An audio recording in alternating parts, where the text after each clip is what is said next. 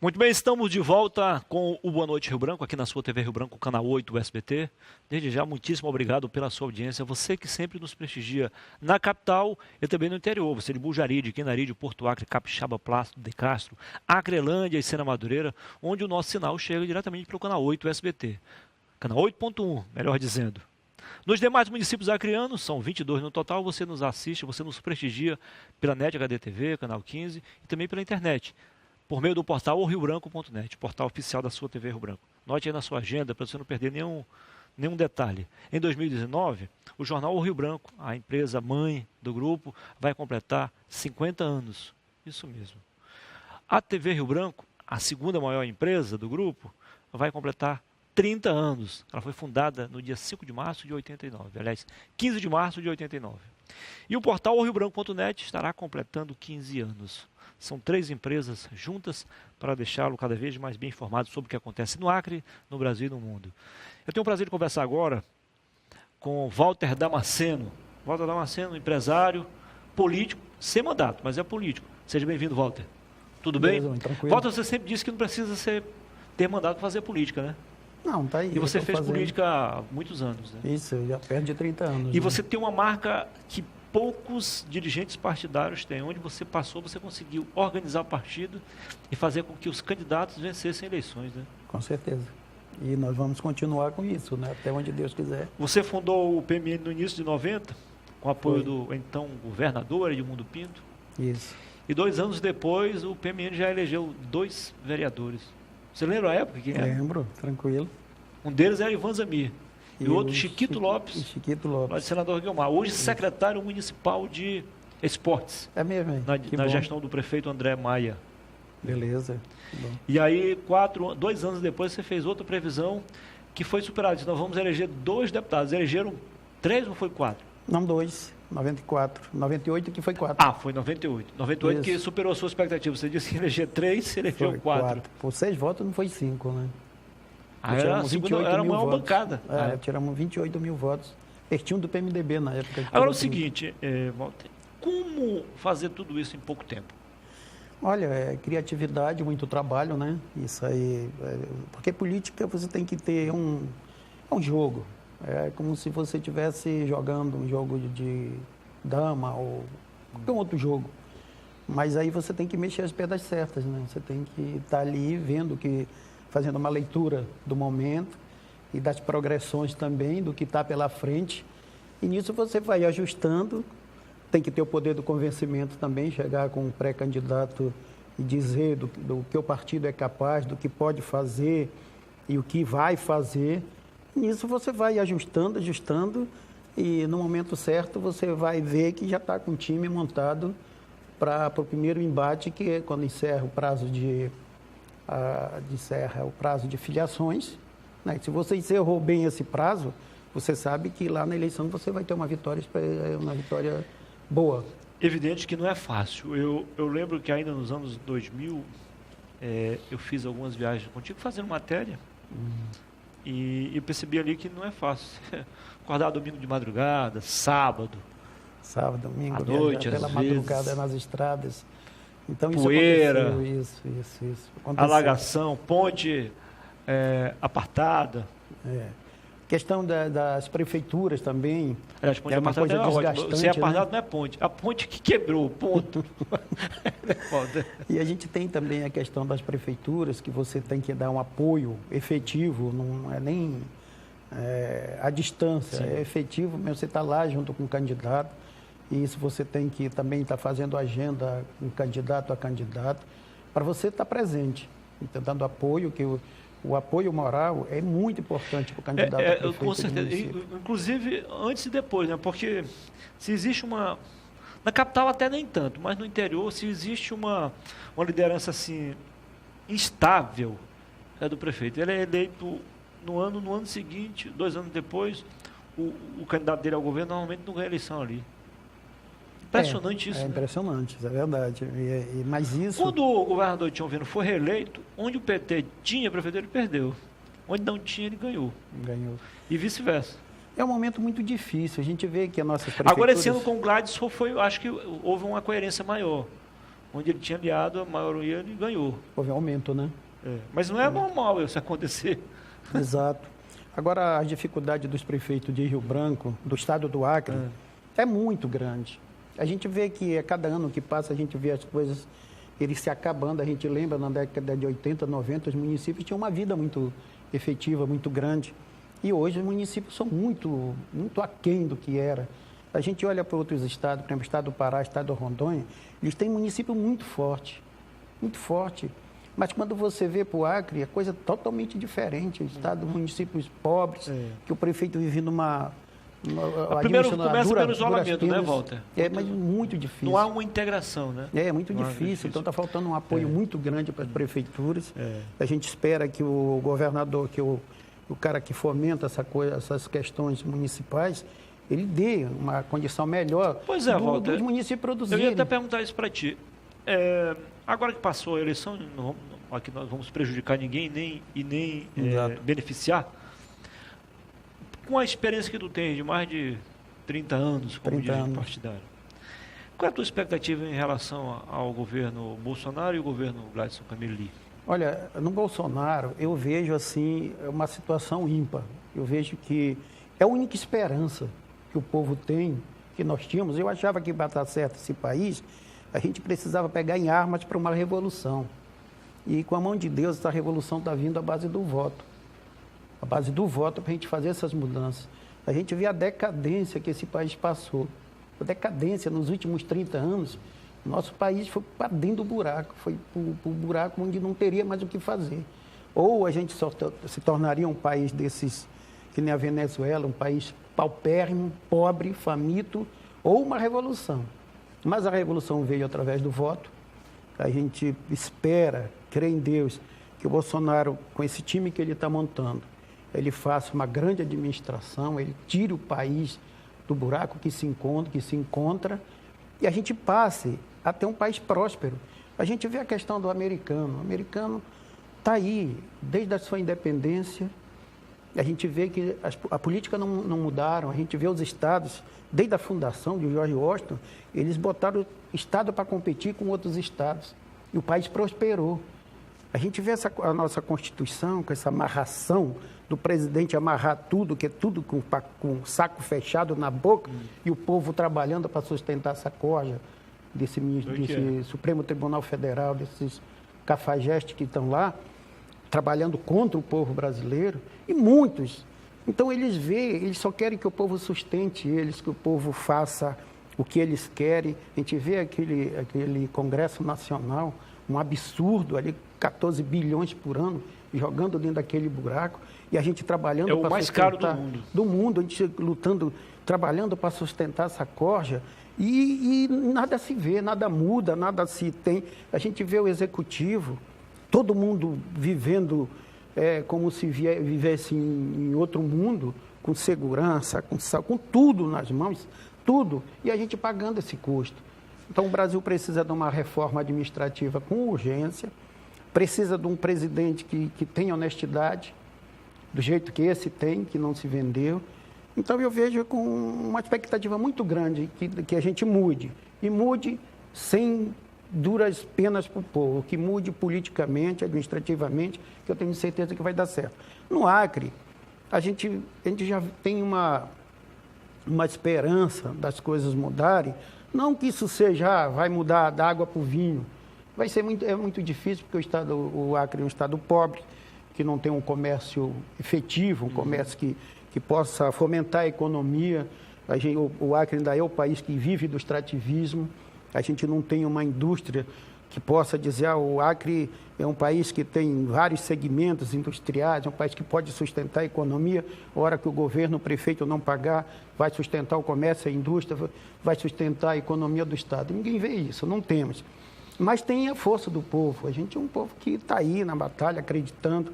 Então, eu espero que esse governador realmente ele faça aquele lado que o governador Tião Viana, que fez, mas de repente não alcançou o objetivo de geração de emprego, de abrir a questão da industrialização no Acre. Hoje nós temos energia que dê vida para o comércio, que dê vida ao pequeno empresário, que aposte mais na agricultura, que a agricultura, como o Acre é um país de vocação, de uma vocação agrícola, que tem uma tendência muito grande, e a gente vê a economia do país na base da agricultura, o Brasil na agricultura, o Brasil vai bem.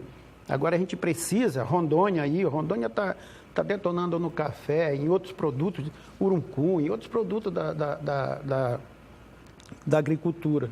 Então a gente espera que esse governo ele dê realmente essa dinâmica para o agricultor, que ele possa fazer com que o Estado produza mais, escolha a produção, dê as condições para mais e acredite no segmento. Claro. Acreditou nesse segmento, eu tenho certeza, não dá para o cara fazer um milagre, faça uma revolução em 4 anos, mas pelo menos as condições de trabalho para o agricultor e outros segmentos sobreviverem e acreditarem no Estado, eu acho que tem chance para isso. Volta dos 24 deputados estaduais que compõem a nossa Assembleia, apenas 12 conseguiram a reeleição.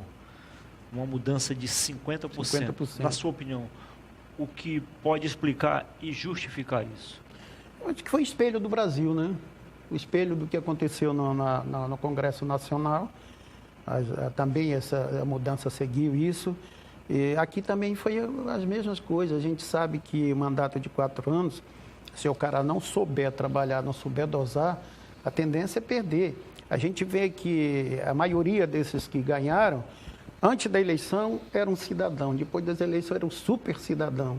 Entra o orgulho na cabeça do cara, ele acha que 4 anos é a vida toda e começa a desfazer dos que o ajudaram, que isso é uma onda da política, desfaz aquele grupo que botou ele no poder e se apega a outro, e assim vai querendo fazer essas escadinhas.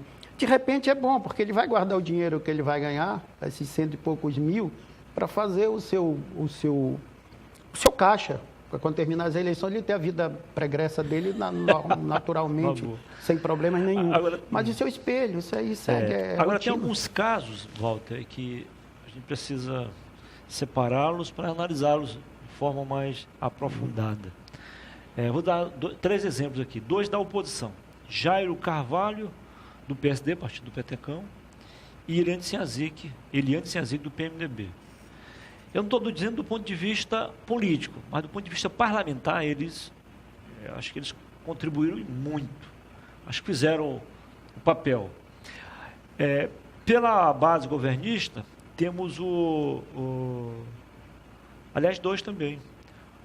O Heitor Júnior, do PDT, e o Raimundinho, da Saúde, do Podemos. Que, dentro das limitações, eles contribuíram muito com o debate, de melhor nível, tiveram presente na defesa dos interesses populares, apesar de serem governistas, eles acabaram fazendo um contraponto também, e não foram reeleitos. Isso é verdade. O Jairo eu nem conheço. Se passar aqui, não sei nem quem é, mas no Eliane Sinhazic é uma baita de uma pessoa que trabalha há muitos anos, conheço há muito tempo, e saiu de uma eleição à prefeitura, né, que eu acreditava plenamente que ele ia ser uma das mais votadas. Mas memória eleitoral, né? Isso, e trabalhou muito. Eliane Sinhazic trabalhou muito, uma pessoa querida no Estado. Querida, conheço o trabalho dela há muitos anos, e você conhece também. Merecia ter voltado. Agora, o Heitor mais o Raimundinho, realmente eles trabalharam muito. Eu vi o trabalho como parlamentar também, que já tinha um trabalho muito grande. O Heitor já vem num trabalho muito grande, o Raimundinho do mesmo jeito. Então, eles fizeram um trabalho realmente, eu fui para municípios aí, principalmente do Raimundinho. Vi muitas ações. Agora, aquela velha história, né? Talvez eles não fizeram a política, né? Tem a questão parlamentar e a questão política. Talvez, muita gente também dividiu o voto, né? Porque saiu pessoas da saúde também, pelo menos que eu conheço, uns 3 ou 4. Ali do mesmo campo de atuação. E aí entrando dele, né? Também queimando o cara que já tem um mandato, que se torna vidraça, né? De quando tem um mandato se torna vidraça. Então isso contribuiu, mas que eles trabalharam. Eu acho meio esquisito, quer dizer, o cara do mesmo partido de Sônia. Não reeleja ninguém, assim, ao teu lado. Você disputando a reeleição? Não é fácil não, a eleição ela tem seus segredos e não é fácil. E o povo é o sábio de tudo isso, né? Ele que vai e dá o voto, confere. Walter, você acha que país começa de fato a crescer ou esse crescimento ainda não é real? Olha, ou pode ainda não ficar é pior? Real, não, pior é, não tem pode como, ficar, não. né? Ele já está na reta final, a não ser que o cara pegue uma escavadeira e comece a cavar para chegar mais longe. Mas não tem como, o país não dá para a gente dizer assim, a expectativa é imensa, a gente vê economicamente Mas no pelo menos deram uma Brasil, freada no desemprego, por exemplo. Deu uma freada, controlaram a inflação, né? Na inflação, deu uma freada, aquilo que estava disparado, ele freou. Então, hoje ele está equilibrado no ponto de crescer. Então, qual é a grande expectativa da economia hoje? Da economia, o que todo mundo quer? Que o país realmente estabilize, comece a crescer a questão do emprego, o empresário comece a acreditar que as coisas vão dar certo, ele vai investir em maquinário, ele vai investir em pessoal, capacitação, e as coisas começam a andar. Então, o que o país quer é isso, o povo quer isso. O povo quer que a economia comece a se movimentar e se movimentar como um todo. Não para 3, 4 pessoas, para um grupo, não. É trabalhar como um todo, trabalhar na base, aí ele vai realmente crescer e as pessoas vão ver e começam a acreditar. Então, hoje a gente vê, tem muita gente já comprando equipamentos novos no Brasil. O importante é isso, é você começar a acreditar, né? Começar a acreditar, as coisas começam a fluir. Então, é isso que está acontecendo com o Brasil. Então, a gente sente que o país está ali estagnado, mas estagnado que deve crescer 1,4, 1,6. Mas para quem estava, aparentemente é pequeno, mas para quem estava caindo todo o tempo, quem estava decrescendo 2%, crescendo para baixo como rabo de cavalo, já é muita coisa. Se crescer 1,5% é excelente. Daí, eu tenho plena convicção que daqui para 2019, a nossa economia ela vai bater os 3%, ela vai dobrar isso. E de repente 3,5%, 4%, eu tenho plena convicção aqui para 2020, está crescendo a faixa de 4%. Eu acho que o povo vai acreditar nisso. Um dos pontos importantes que determinam o crescimento econômico é a taxa Selic, né? Caiu bastante, né? A taxa referencial de juros. Caiu, né? A taxa Selic, mas aí o que precisa também, que eu acho que é um crime no Brasil, a questão a taxa dos bancos, de quem detém os juros reais, né? Os juros. Eles não respeitam isso. Porque, na verdade, eu não sei para que serve a taxa Selic no Brasil. A taxa Selic, ela é essa para uma taxa de referência. Mas uma referência que não... a taxa Selic nos Estados Unidos é a taxa de juros, de fato. Exatamente. Então, lá é diferente. Mas lá tem 3 mil bancos, aqui tem 7. O Bolsonaro está defendendo... Não, tem que entrar, tem que abrir a livre concorrência. Aqui eles sentam numa mesa... Ele quer um banco em cada esquina. E decide. Tu acha que o teu dinheiro, tu vai no banco, deposita o teu dinheiro com uma poupança, vai render 0,5%, aí quando tu vai emprestar, eles te cobram 10%. Só dar um exemplo 15%, aqui. A taxa Selic deste mês, né, a última, 6,5%.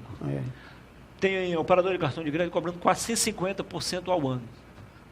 E eu fiquei triste quando vi uma autoridade dizer assim, olha, se tem gente oferecendo isso, é porque tem gente no mercado querendo contratar. Mas sabe o que acontece? Isso é um crime. Mas sabe o que acontece? Eu costumo falar que o Brasil é dos bandidos. É um país que o bandido caiu aqui dentro e já plantou em casa. Então, sabe por quê? Tudo é mais caro nesse Brasil. Tudo. É mais caro a energia, é mais caro o telefone, é mais caro o dinheiro para você pegar. É mais difícil ser empresário aqui. O Bolsonaro disse que a maior dificuldade do brasileiro é ser empresário, e é verdade. Ele disse que há 20 anos tentou ser empresário quando ele viu as Rapaz, fora. Ser empresário nesse Brasil é um herói, né? Gera emprego, é um heroísmo fantástico, porque não tem como. Se você querer ser um bonzinho nesse país, você não cresce, você não vai a lugar nenhum. Porque esse país ele é preparado para ensinar você a ser errado, a roubar, a não ser o certo. Eles te ensinam o errado. Você quer um parceiro mais absurdo do que um governo para um empresário? Que não faz absolutamente teu sócio, queira assim, querer não te atrapalhando? Volta para encerrar. Mudar essa questão. Para encerrar rapidinho, 30 segundinhos, para nós estamos estourado. Como é que ficou aquele projeto lá da fábrica de sandálias? Graças a Deus está bem, mandei para Belém, mandei já para Manaus, 10 pares para cada estado, para o representante lá. E, em nome de Deus, ela deve ganhar uma dinâmica muito grande, principalmente os tamanhos. Você vai lançar a linha Kid também? São 2 linhas de Samunato e Amarajó. Então, são 2 linhas, ela dá trabalho, dá, mas Qual é a quando mais ela popular? efetivar, É tudo a Marajó. É? Outras, tudo é 100% a nata, tudo é 100% borracha, alça, tudo. Legal. Então, aí, graças a Deus, está na E a Rádio na Nato mão. continua no ar? Continua a duras penas, né? Mas se mantém, mas muito difícil. Muito obrigado, Walter. É sempre um Eu prazer quero te recebê-lo aqui. agradecer. Feliz Natal para ti.